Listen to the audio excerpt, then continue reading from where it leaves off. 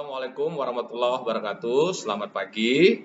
Salam sejahtera bagi kita semua. Nama saya Ahmad Prayudi, dosen Fakultas Ekonomi Universitas Medan Area. Adapun program studi saya adalah manajemen dengan jabatan akademik saya pada saat ini adalah lektor. Mata kuliah yang diamanahkan kepada saya di kampus adalah penganggaran perusahaan, manajemen sumber daya manusia, dan manajemen strategi. Adapun tujuan dari video ini adalah pernyataan diri dosen dalam unjuk kerja Tridharma Perguruan Tinggi atau yang disebut dengan PDD UKT PT, bidang pengajaran. Saat ini saya mencoba untuk membawakan mata kuliah saya penganggaran perusahaan dengan bobot 3 SKS untuk perkuliahan semester 6. Yang pertama-tama saya akan mendeskripsikan dulu perkuliahan dari penganggaran perusahaan. Kemudian saya akan menjelaskan CPMK, capaian pembelajaran mata kuliah. Yang ketiga, saya akan menjelaskan materi pembelajaran. Yang keempat, saya akan menjelaskan sistem pembelajaran. Yang kelima, saya akan menjelaskan metode pembelajaran. Yang keenam, saya akan menjelaskan sistem nilai. Kita mulai dengan mendeskripsikan mata kuliah penganggaran perusahaan. Mata kuliah ini mempelajari mengenai dasar-dasar penganggaran hingga proses pembuatan master budget perusahaan, yang meliputi dan menjelaskan tata cara pembuatan anggaran penjualan, anggaran produksi, anggaran bahan baku, anggaran tenaga kerja, anggaran overhead pabrik, anggaran harga pokok produksi, dan anggaran harga pokok penjualan, anggaran biaya pemasaran, dan anggaran administrasi, dan anggaran piutang, anggaran kas, sehingga menjadi master budget anggaran. Capaian pembelajaran atau CPMK dari pembelajaran ini adalah: pertama, mahasiswa mampu untuk menjelaskan dan memahami dari penganggaran perusahaan. Yang kedua, mahasiswa mampu menjelaskan, memahami, dan memprediksi mengenai anggaran penjualan, anggaran produksi, anggaran bahan baku, anggaran tenaga kerja, anggaran overhead pabrik. Yang ketiga, mahasiswa mampu menghitung, menjelaskan, memahami anggaran harga pokok produksi, anggaran harga pokok penjualan. Yang keempat, mahasiswa mampu menjelaskan, memahami, dan memprediksi anggaran biaya pemasaran, anggaran administrasi, anggaran piutang, anggaran kas, dan kelima, mahasiswa mampu membuat, memahami, menyajikan, menjelaskan tentang master budget perusahaan. Adapun materi pembelajaran selama satu semester adalah 14 kali pertemuan. 1 kali ujian tengah semester, 1 kali ujian akhir semester. Pertemuan pertama dengan materi pembelajaran pendahuluan, apa itu anggaran, tujuan penganggaran, hubungan anggaran dengan manajemen, hubungan anggaran dengan akuntansi, keunggulan dan kelemahan anggaran. Selanjutnya pertemuan kedua, materi pembelajaran tentang anggaran penjualan, target penjualan, ramalan penjualan. Selanjutnya pertemuan ketiga, materi pembelajaran tentang anggaran produksi, teknik menyusun anggaran produksi. Selanjutnya, pertemuan keempat dengan materi pembelajaran tentang manajemen persediaan just in time. Selanjutnya, pertemuan kelima dengan materi pembelajaran tentang penyusunan anggaran tenaga kerja, teknik perhitungan anggaran tenaga kerja.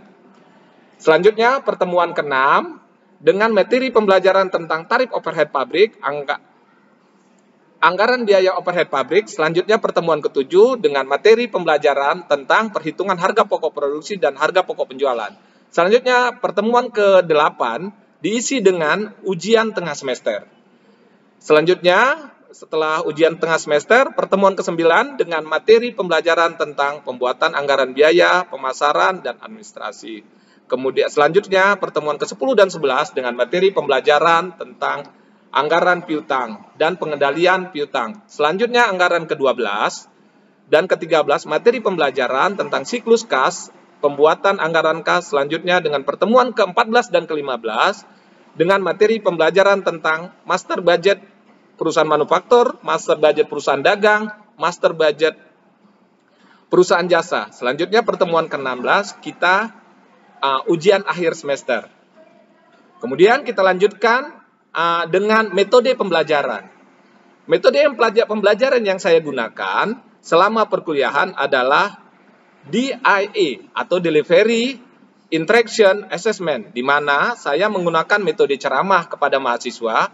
Adapun pembelajaran ini saya dalam pembelajaran ini saya telah membuat buku ajar penganggaran perusahaan sebagai pegangan pengajaran. Kemudian saya juga mereferensikan kepada mahasiswa teks-textbook penganggaran perusahaan, terutama dari Nafirin dan beberapa buku teks lainnya. Saya juga meminta kepada mahasiswa untuk aktif mendownload e-book, membaca-baca artikel, khususnya mengenai anggaran perusahaan. Ataupun metode pembelajaran saya adalah menggunakan e-learning UMA. Di sanalah saya mengupload RPS, kontrak perkuliahan, absensi. Saya juga menggunakan Google Class dalam pengajaran dan membuat tugas-tugas kepada mahasiswa. Kemudian juga saya menggunakan Zoom meeting untuk perkuliahan online. Metode interaksional saya gunakan dalam pembelajaran ini adalah mahasiswa bisa berinteraksi dalam proses pembelajaran untuk berdiskusi, bertanya. Dan jika mahasiswa tidak bertanya, saya akan memancing untuk bertanya kepada mahasiswa. Selain saya berinteraksi dalam kelas, saya juga siap untuk berinteraksi di luar kelas dengan menggunakan grup WhatsApp yang kami buat sebelumnya dengan mahasiswa.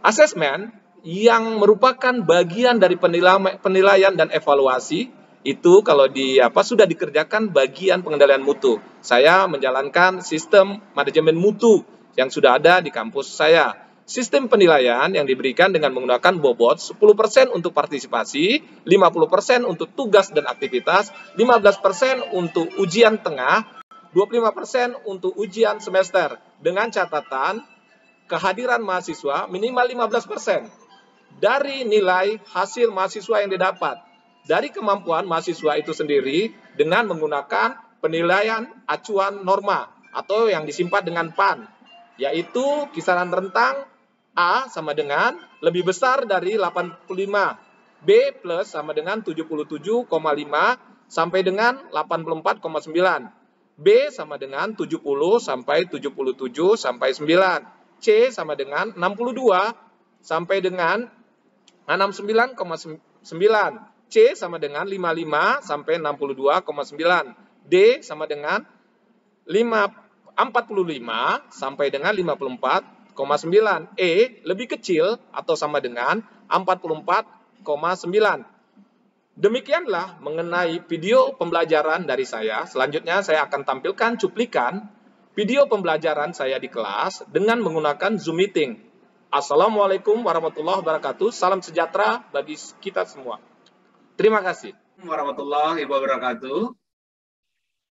Salam sejahtera untuk kita semua. Ya, hari ini kita bertemu untuk mata kuliah penganggaran perusahaan. Ya, tapi sebelum perkuliahan dimulai, mari kita berdoa menurut agama dan kepercayaan kita masing-masing. Saya memimpin di sini dengan agama Islam. Oke, doa mulai.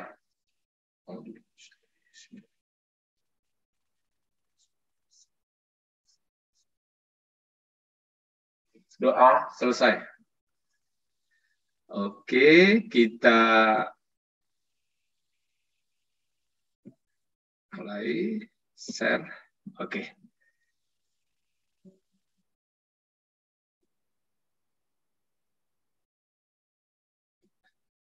Oke, kita mulai dengan apa itu penganggaran. Ya, jadi hari ini kita belajar tentang penganggaran. Capaian dari pembelajaran hari ini diharapkan bahwa mahasiswa akan mampu menjelaskan dan memahami apa itu penganggaran perusahaan. Jadi pada akhir pertemuan ini, saudara-saudara nanti diharapkan mengerti tentang apa itu penganggaran perusahaan.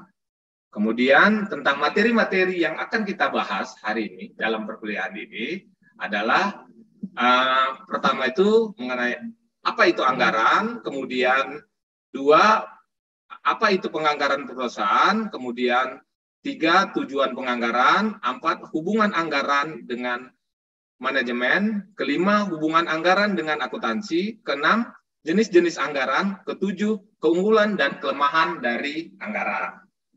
Oke, kita masuk. Apa itu anggaran? Anggaran adalah rencana kerja yang dituangkan dalam angka-angka keuangan, baik dalam jangka pendek maupun jangka panjang. Ya, jadi jelas di sini bahwa anggaran itu adalah rencana kerja yang disusun dengan menggunakan angka-angka keuangan. Jadi kalau hanya berupa rencana saja tanpa ada angka-angka keuangannya, maka belum lah itu disebut sebuah anggaran. Ya, dalam hal ini ya anggaran itu secara sistematis dengan dibentuknya angka-angka keuangan itu akan lebih terinci dan mudah untuk diawasi dan dikendalikan di kemudian hari. Jadi karena dia dirincikan dalam bentuk angka-angka keuangan. Kemudian kita masuk ke penganggaran perusahaan. Penganggaran perusahaan adalah suatu proses penyusunan anggaran yang dimulai dari pembuatan panitia, kemudian pengumpulan dan pengklasifikasian data, kemudian pembuatan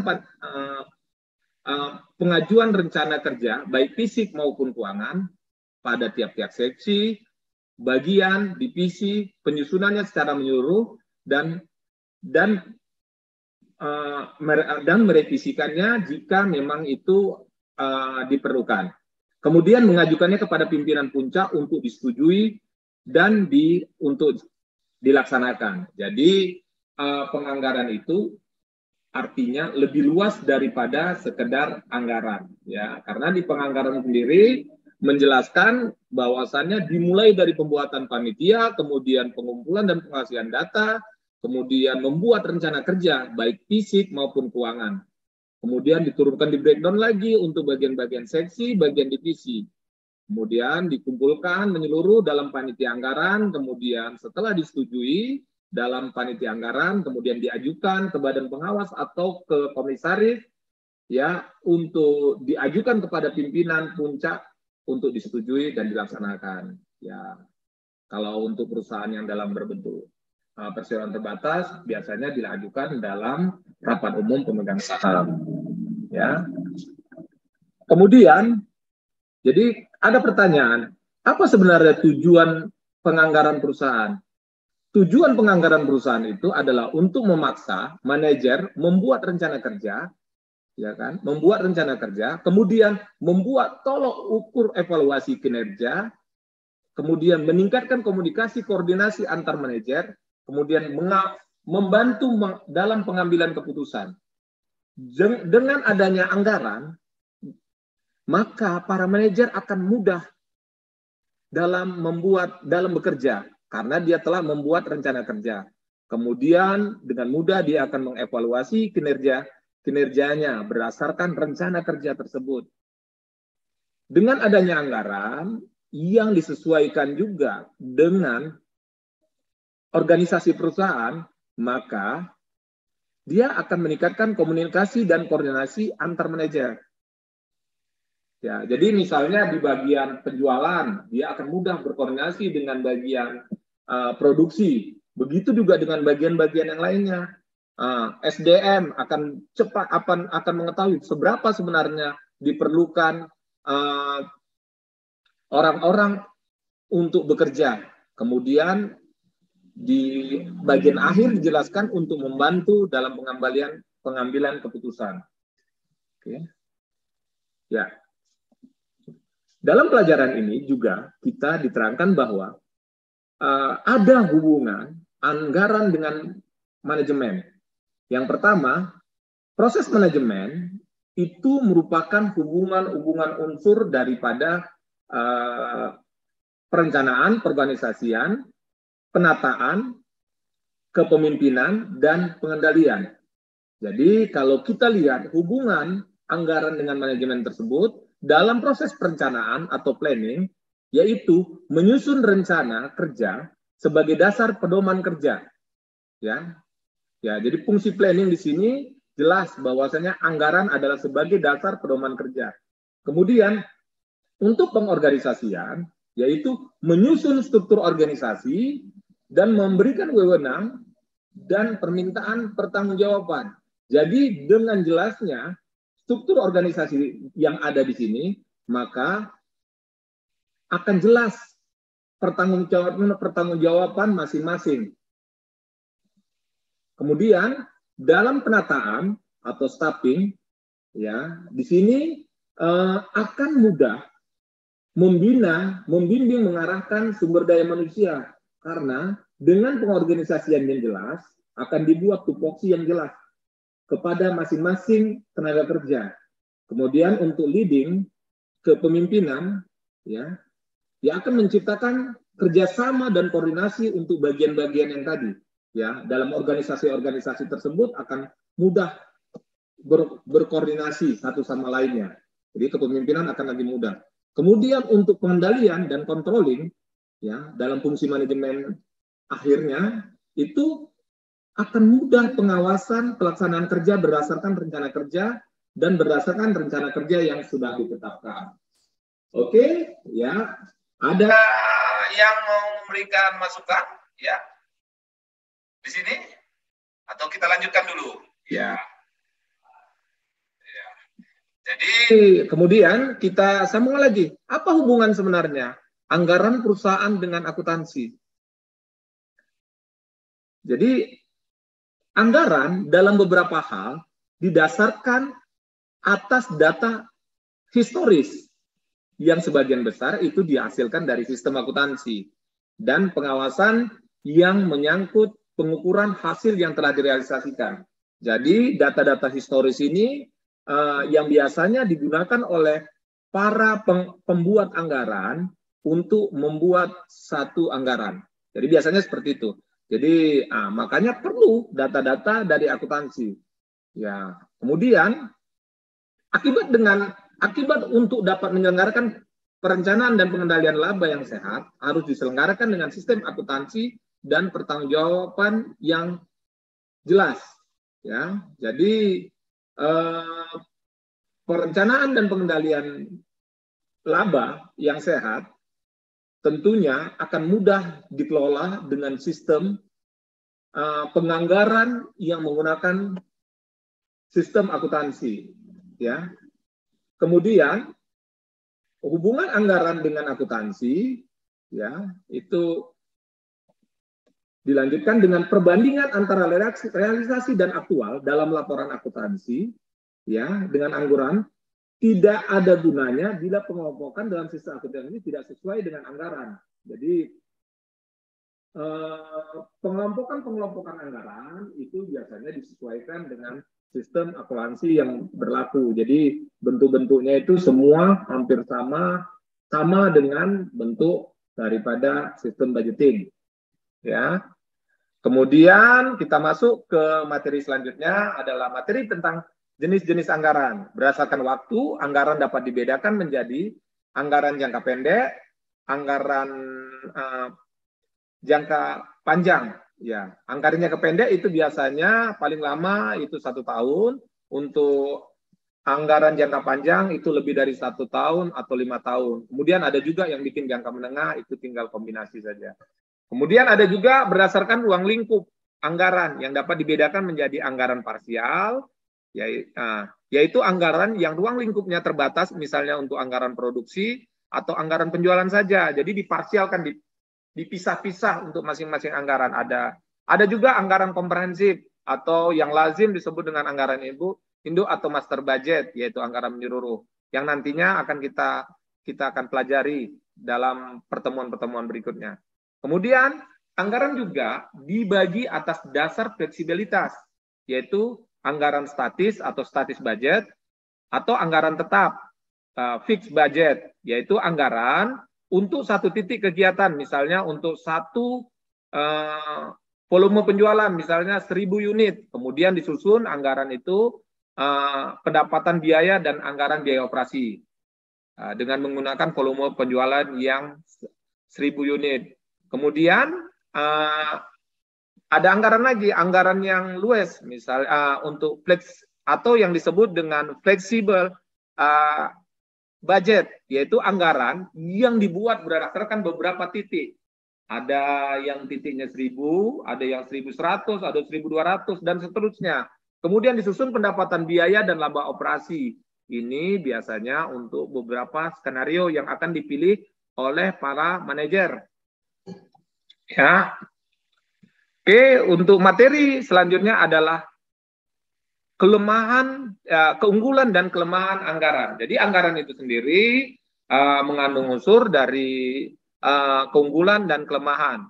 Jadi keunggulan anggaran itu apa-apa saja. Keunggulan anggaran adalah hasil analisis lingkungan internal perusahaan, yaitu data historis perusahaan, yang dapat dijelaskan kekuatan dan kelemahannya, kemudian dijadikan bahan baku untuk membuat program kerja. Ya, jadi analisis internal dalam perusahaan, data historis tadi dijadikan bahan baku untuk membuat program kerja. Yang kedua, itu hasil analisis lingkungan eksternal yang menjelaskan peluang bisnis dan kendala. Ya, kalau kita pelajari lagi di SWOT, ya, yang dihadapi kemudian dijadikan sebagai bahan baku untuk membuat program kerja untuk masa yang akan datang. Jadi analisis lingkungan eksternal itu sudah dikaji dari awal. Kemudian sebagai alat pedoman, sebagai alat pedoman kerja dan pengendalian kegiatan operasional keuangan. Kemudian sebagai sarana koordinasi antar seksi, ya, di bagian divisi-divisi dalam suatu perusahaan. Jadi anggaran itu juga sebagai alat koordinasi seperti sudah kita pelajari sebelumnya. Kemudian anggaran juga keunggulan anggaran kalau kita membuat anggaran adalah sebagai sumber rasa tanggung jawab dan partisipasi aktif semua, ya, kepala seksi dalam suatu perusahaan. Ya, kemudian sebagai dasar untuk mengetahui wewenang dan tanggung jawab untuk semua level manajer.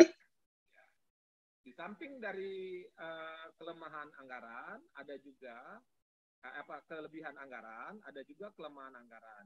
Yang itu tentang prediksi kegiatan bisnis masa depan belum tentu tepat atau belum tentu mendekati kenyataan. Karena bisa saja terjadi hal-hal yang tidak kita duga sebelumnya, ya, seperti kalau yang terjadi sekarang ini perang Rusia gitu yang mengganggu ekonomi makro, ya, Rusia dengan Ukraina mengganggu ekonomi makro daripada dunia. Kemudian perubahan politik, ya, seperti saya sampaikan tadi, sosial ekonomi bisnis di masa mendatang sulit juga diprediksi, sehingga tidak terjangkau dalam pemikiran dalam pembuatan anggaran. Kemudian sering konflik kepentingan dalam penyusunan anggaran maupun dalam pelaksanaannya. Oke, jadi biasanya orang-orang marketing itu sibuk tuh gitu untuk membuat dengan kepentingan sendiri. Kemudian orang-orang produksi dia akan memproduksi tanpa memperhatikan nanti seberapa sebenarnya bagian marketing bisa menjual. Kemudian pembuatan anggaran sering berpikir subjektif dan mementingkan kepentingan seksinya, ya, sebagai bagian daripada divisinya, ya, sama seperti yang di atas tadi, ya, konflik kepentingannya. Kemudian anggaran pada umumnya sangat idealistik sehingga sulit dicapai dan didapat, ya, mengakibatkan pada pelaksanaannya itu frustasi, ya.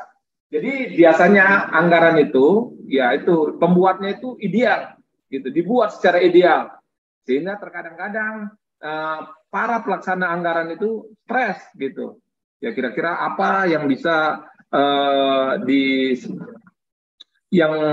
untuk mencapainya, ya, dalam proses pencapaiannya. Ya, kemudian kalau kita lihat lagi dalam pembuatan anggaran perlu juga diperhatikan sebenarnya seberapa sebenarnya kemampuan daripada sumber daya yang ada. Oke, materi-materi tentang penganggaran hari ini sudah saya sampaikan kepada saudara. Selanjutnya kita akan berdiskusi, ya, tentang anggaran hari ini. Ada yang mau bertanya? Oke, ya. Ayo. Pak, izin tanya, Pak. Oh iya, silakan. Ya. Siapa ini? Tengku Renaldi, Pak.